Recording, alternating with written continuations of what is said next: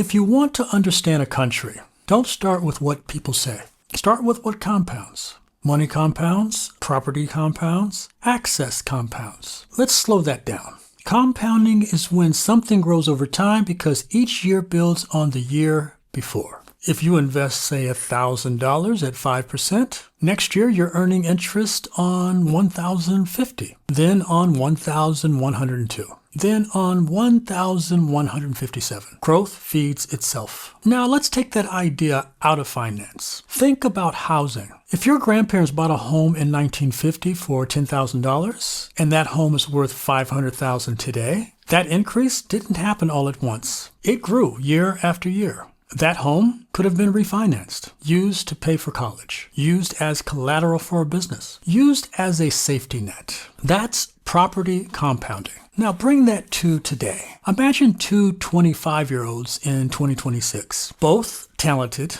both working hard. One gets help with a down payment because their family has equity. The other's paying $1,800 a month in rent with no cushion. One starts building equity immediately. The other is building their landlord's equity. Same effort, different starting point. Now here's where history enters. In 1934, the Federal Housing Administration was created. In the 1930s and 1940s, federal redlining maps labeled many black neighborhoods as high risk. Banks were discouraged from lending there. The Fair Housing Act did not pass until 1968. So one family entered the housing market in 1950 and another couldn't access fair lending until after 1968. That's nearly 20 years of missed appreciation. 20 years of compounding lost. Now go further back. Slavery lasted from 1619 to 1865. When it ended, there was no land redistribution, no national wealth assets. In 1865 and 1866, Southern states passed black codes. Now translate that into modern day.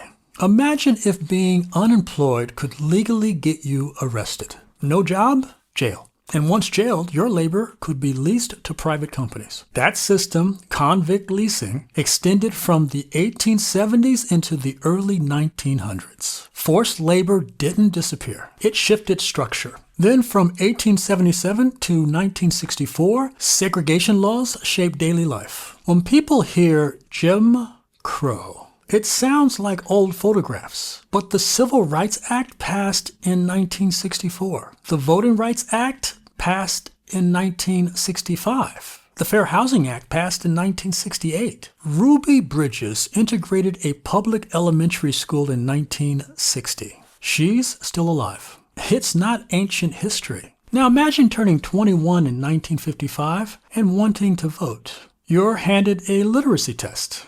Not a simple reading test. Questions like recite the entire state constitution, interpret obscure clauses without preparation. Meanwhile, someone else reads one sentence and passes. There's no appeal. That's what designed to fail looked like. Imagine paying taxes, but your child cannot attend the better funded public school down the street. Imagine serving in World War II and coming home to find unequal access to the 1944 GI Bill home loans. Same uniform, different access. That difference compounds. Oh, but wait, there's more. Urban renewal programs in the 1950s and the 1960s placed highways through black neighborhoods. Homes demolished. Businesses displaced. Those are modern decades. Now let's address something directly. Some will say there are poor white people in the same position. And that's true. There are white families struggling with rent. White families without inherited wealth. Poverty cuts across race. But poverty is not the same as race-based exclusion written into law. Not every white family benefited from mortgage expansion, but being white was not a legal barrier to accessing it. Race was used as a sorting mechanism in policy. That shapes averages over time. Think of it like this. If two groups are running a race, and for part of that race, one group had weights legally attached and the other did not, outcomes will look different over decades. That doesn't mean every runner without weights wins. It means structure matters. Now let's bring it back to the present. Are people still living in homes purchased in the 1940s and 50s? Of course, yes. Are people still benefiting from appreciation that began 70 years ago? Yes. Are others renting in markets shaped by decades of early ownership concentration? Yes. So when someone says that's the past, understand this. The past is still paying mortgages. The past is still generating equity. The past is still shaping who has leverage at 25 and who is scrambling at 25. This isn't about guilt, it's about mechanics. Access plus time equals leverage. Restriction plus time equals gap.